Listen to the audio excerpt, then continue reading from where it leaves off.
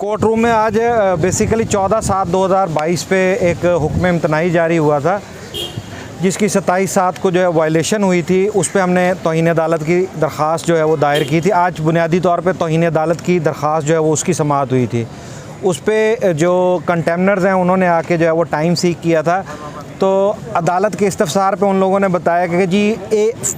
1 जुलाई को जो है वो एक ACC 1 की मीटिंग हुई थी, जिसमें ये फ़ैसला किया गया था कि इन पे जो है वो 2 केसेस लॉन्च किए जाएंगे। अच्छा, अब इसमें हैरानी की बात यह है कि 1 जुलाई को एक मीटिंग हुई, उसमें उन्होंने सिर्फ़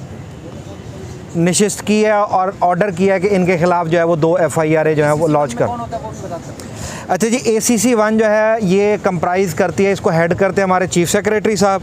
मेंबर 1 जो है वो चेयरमैन एंटी करप्शन होते हैं। अच्छा, इसमें खुसूसी शिरकत थी बकाउल्ला उन्नड़ साहब की, जो सीनियर मेंबर हैं बोर्ड ऑफ रेवेन्यू के, सलीम राजपूत साहब सर्विसेज एंड जनरल एडमिनिस्ट्रेशन से, और शहजाद फजल अब्बासी साहब ये डायरेक्टर है एंटी करप्शन इस्टेब्लिशमेंट सिंध के। अच्छा, ये लोग इकट्ठे हुए हैं, बैठे हैं, और इन्होंने जो है वो सिर्फ ये ऑर्डर पास किया कि जी इनके ख़िलाफ़ जो है वो 2 FIR जो हैं वो लॉन्च कर दी जाएँ।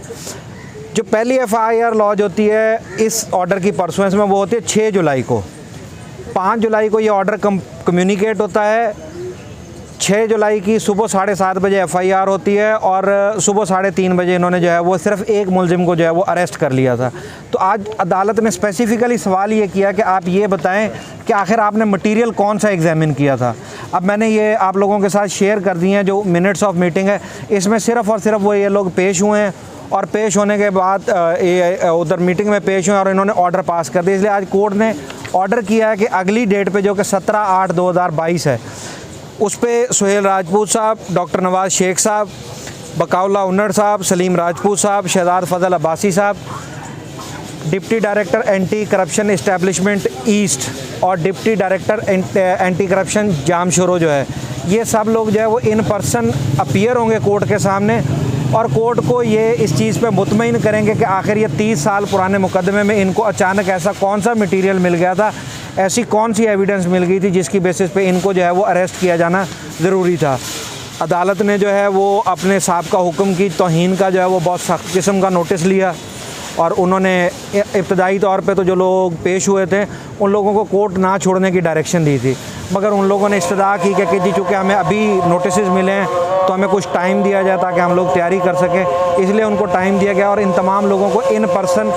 पेश होने की हिदायत की गई। और साथ देखिए जी, इस केस से हट के बहैसियत पाकिस्तानी शहरी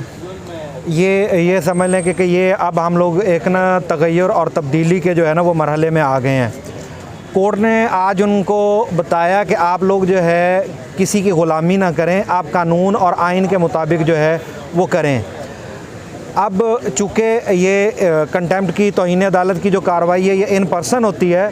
तो अब वो जो मुतल्लिका अफसरान हैं उनको भी लाजमी तौर पे ये महसूस होगा कि हमें किसी का सियासी एजेंडा जो है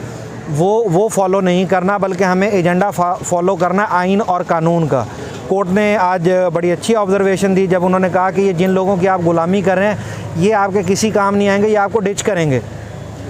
तो ये चीज़ें जो हैं वो एक बहुत बड़ी तब्दीली की तरफ इशारा कर रहे हैं, और इनफैक्ट अगर यही हो जाए कि हमारे सारे सियासी अमलदार जो हैं और